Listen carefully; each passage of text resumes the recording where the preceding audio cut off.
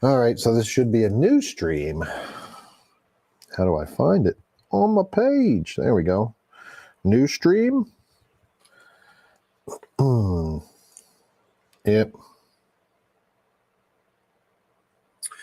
All right, so this should be a new stream.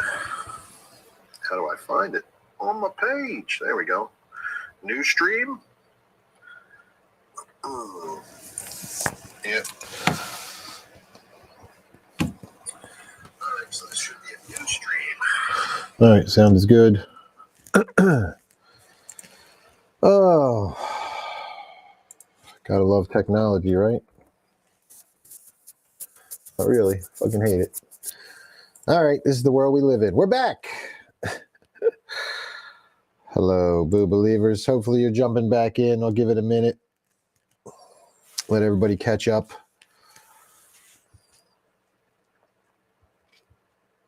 This thing is still moving pretty slow for me, so hopefully yours is a little better.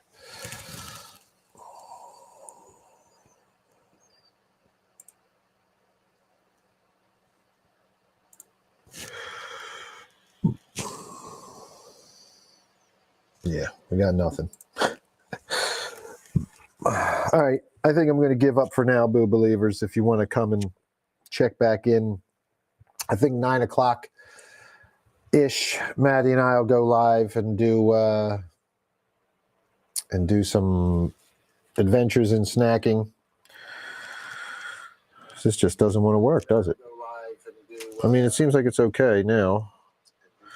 Let's see what happens. Let's hang out for a minute. Lauren Mauser, thanks for checking in. Let me know if it sounds okay. We've had some issues. The stream was not healthy.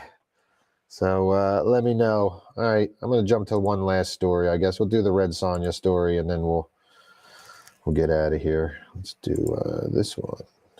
Oh, no, this is the one we want, right? Yeah, that's the one we want.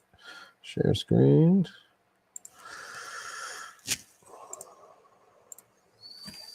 All right, back to Joe Blow and Cody Hammond, the old Red Sonja movie. A reboot of Red Sonja spent nearly 15 years in development hell before going into production in 2022 with director MJ Bassett at the helm. Before Bassett signed on, the project had passed through the hands of directors Robert Rodriguez, Simon West, Bryan Singer, and Joey Soloway, with Hannah John Kamen, Rose McGowan, and Amber Heard being considered for the lead role. Matilda Lutz ended up starring in the film, and while we still don't know when we'll get to see her version of the title character in action, she did talk about the making of the film and the metal bikini she had to wear in it during an interview with Collider. Lutz said she had a great experience working on Red Sonja, getting the chance to do stunts and horseback riding, to work with Bassett. She added, "What I think is different from what we know of Red Sonja is that it was very, and the comics as well, was very male gaze oriented, and this is completely different story. It's a very empowered woman, and that's what I love about the story. I don't know yet when it's coming out, but I'm very excited to see it. I haven't seen anything yet. As for the character's metal bikini outfit, even in costume rehearsals and building the whole costume was like, I felt very exposed, but what I love about it is that the bikini is used in a completely different way from the comics, so I'm excited to see what the audience is going to think. It was already in the script that the costume was going to be used not as an exposure kind of like element, but in a different way. I don't want to spoil it, but in a different way. So I felt good enough to wear something that was used for a purpose." Okay, that sounds like a lot of like rationalizing to me. I don't know. Whatever. The male gaze. Oh no! You know what? You like the male gaze when it shows up on your OnlyFans, or it sends you hundreds of dollars for your feet pics, or so hypocritical. But then we can't have the male gaze in a movie. Whatever the purpose is, she did up wearing that metal bikini during a sequence that takes place in an arena with lots of extras and involves her character fighting monsters. So this is probably going to be such a turd. Bassett directed the film from a screenplay by Joey Soloway and Tasha Hu. This version of Red Sonja is derived from the Sword and Sorcery comic books by Dynamite Entertainment, based on the character created by Robert E. Howard and adapted by Roy Thomas. Details of the plot are being kept under wraps. All we know is that Sonja is a fearsome warrior boasting a high degree of skill with a sword.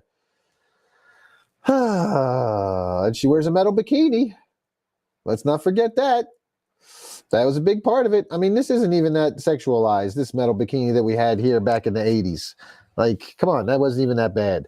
It's like a normal outfit. Conan wore shorter shorts than what she's wearing here. Come on. Whack. Anyway, Joe Carana checking in, John Huber checking in. What's up, guys? Thanks for tuning in. All right, so that's the Red Sonja movie. It's done. It's out there. It's not out there. It's done. It's coming eventually. So, all right, let's look at this. We got some more Beetlejuice news here. Everybody loves Beetlejuice news, right? That always perks the ears up.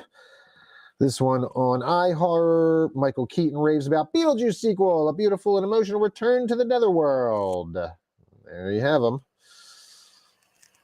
After more than 3 decades since the original Beetlejuice film took audiences by storm with its unique blend of comedy, horror, and whimsy, Michael Keaton has given fans a reason to eagerly anticipate the sequel. In a recent interview, Keaton shared his thoughts on an early cut of the upcoming Beetlejuice sequel, and his words have only added to the growing excitement surrounding the film's release. That's an awesome picture.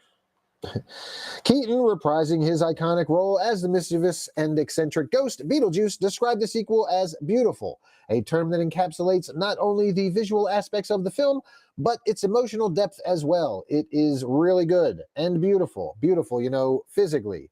You know what I mean? The other one was so fun and exciting visually. It's all that, but really kind of beautiful and interestingly emotional here and there. I wasn't ready for that, Yeah, it's great, Keaton remarked during his appearance on the Jess Cagle Show. And here's a poster. I haven't seen this one yet. The juice is loose. And very cool. September 6th, Beetlejuice. The house covered in a shroud. Very cool. I dig it. Keaton's praise did not stop at the film's visual and emotional appeal. He also lauded the performances of both returning and new cast members, signaling a dynamic ensemble that is sure to please fans. It's great, and the cast, Catherine O'Hara, if you thought she was funny last time, double it. She's so funny, and Justin Theroux is like, come on, Keaton enthused. O'Hara returns as Delia Dietz, while Theroux joins the cast in a yet-to-be-disclosed role.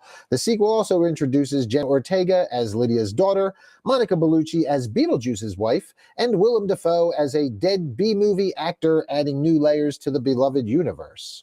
Interesting. Because Willem Dafoe was a detective he had released. So I don't know what this is, trying to throw us off the scent, or was that throwing us off the scent? Interesting. It's just so fun, and I've seen it now. I'm going to see it again after a couple of little tweaks in the editing room, and I'm confidently saying this thing is great, Keaton shared. The journey from the original Beetlejuice to its sequel has been a long one, but if Keaton's early rave is anything to go by, it will have been worth the wait. Showtime for the sequel set for December 6th. So there you go, 9/6/24, another poster, and more Beetlejuice news. So there we go. The juice is loose. Cool new poster there. Looks like a big old penis, though, like shooting a little spooge up into the sky. His juice is loose. The juice is loose out of the penis house. Sorry. Steph's going to tell me I'm getting canceled as I see Steph and TJ jumping back in.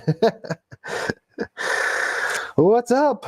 We're back. This stream seems to be working better, I hope. And Beetlejuice's peen juice is spraying forth from the house there, as you see. Cancel me. Ha ha. All right, we're going to move on. Ben Speck checking in. What's up, Ben? Thanks for tuning in, brother. A couple last things we'll get to here, and then I'm going to dip out because we're going to come back on later tonight. Make sure you check back in later around 9. Me and Maddie are going to do some more adventures in snacking and eat some nasty shit. And you can laugh at us and the faces that we make and me groan and complain. Anyway, all right. Here's a little wishful thinking. Joe Blow. Cody Hammond writes, A Nightmare on Elm Street, Samara Weaving wants to star in the next film. Samara Weaving has worked in the Scream and Evil Dead franchises, and next she'd like to enter the world of A Nightmare on Elm Street. Samara Weaving has earned modern Scream Queen, or genre icon if you prefer, status with roles in films like The Babysitter Killer Queen, Mayhem, Ready or Not, Scream 6, and the upcoming horror action movie Azrael, plus a few episodes of the Ash vs. Evil Dead TV series. Since Weaving has worked in both the Scream and Evil Dead franchises, she was asked during a new interview with Collider, which horror franchise she would like to be a part of next. Her answer, Nightmare on Elm Street. The filmmakers behind Azrael had originally wanted to cast Billie Eilish in the role Weaving ended up playing, so when she was asked the horror franchise question, she said, Nightmare on Elm Street, I can do it, unless Billie Eilish gets it now. Weaving might be waiting a while to get her chance to visit Elm Street because that is one horror franchise that doesn't have anything going on with it right now. There are Friday the 13th, and Halloween TV shows in the works. There's another Texas Chainsaw Massacre movie coming our way, but there hasn't been a Nightmare on Elm Street movie since 2010, and it doesn't look like one will be going into production anytime soon. That's not due to a lack of interest in the property. Kevin Bacon, Devin Sawa, and Sung Kang have all said they'd be interested in replacing Robert Englund and Jackie Earle Haley in the role of Freddy Krueger.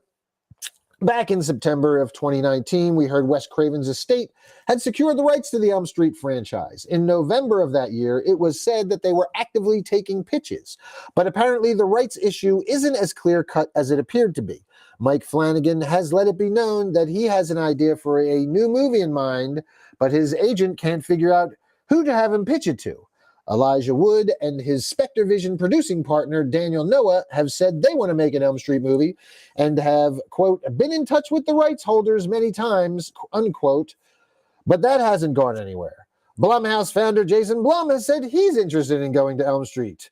Guy Busick, co-writer of Scream 2022 and Scream 6, wants to write Elm Street and Friday the 13th movies, but there's no sign of a new Nightmare on Elm Street movie going forward. The Elm Street franchise seems to be trapped in limbo. Who owns the rights? Where are the fucking rights to Nightmare on Elm Street? Why can we not get more? I mean, this is like the rebirth of the renaissance of horror and slasher horror, especially. And here's a fan post. Oh no, this is from the Scream movies. Yes, Scream 6. Samara Weaving's poster for Scream, and I hated how underused she was in that, but I guess that just kind of solidifies her as a Scream queen, since she was used in that opening role that we have come to know and love as our fake out role. So, all right, well, there you go. I don't know who owns the rights to Nightmare on Elm Street, but maybe we'll get something sometime eventually if they can figure it the fuck out. Okay, Boo Believers, I think that'll wrap it up. We've done Beetlejuice. We got the first Omen trailer here, but I think we've watched this already. Or is this trailer 2? All right, I guess we'll watch trailer 2. We got trailer 2 here for the first Omen. A new trailer and new poster Omen are now here as well. You watch the trailer in the embed above. Then check out the new poster and 30-second promo this article was originally written about at the bottom of the article. So they wrote this about a promo, and then shortly after they even finished writing the article, the trailer dropped. So they embedded this. So this is a new trailer. This is a brand new trailer. This is official trailer 2 for the first Omen. We'll check this out, and then I'm going to get out of here, Boo Believers. So here we go. Trailer 2. For skin that they faked me out with a commercial.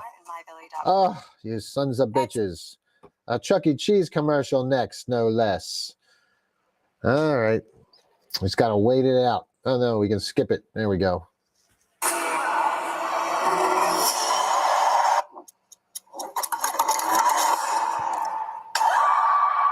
don't have to be afraid.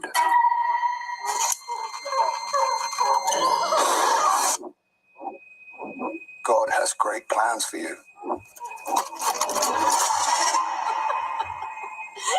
This child is his way.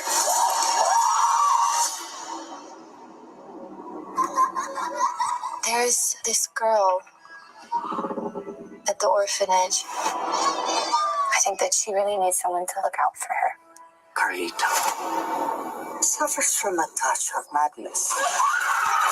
You must be very careful, Margaret.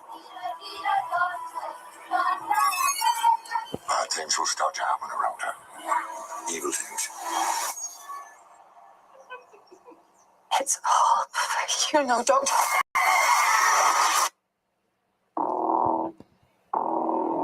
What does any of this have to do with Carlita? This church has maintained power for thousands of years. It will stop at nothing to keep it that way.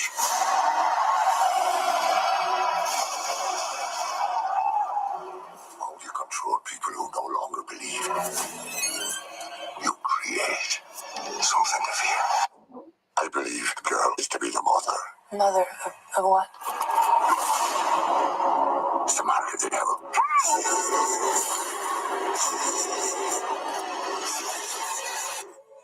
It's not real.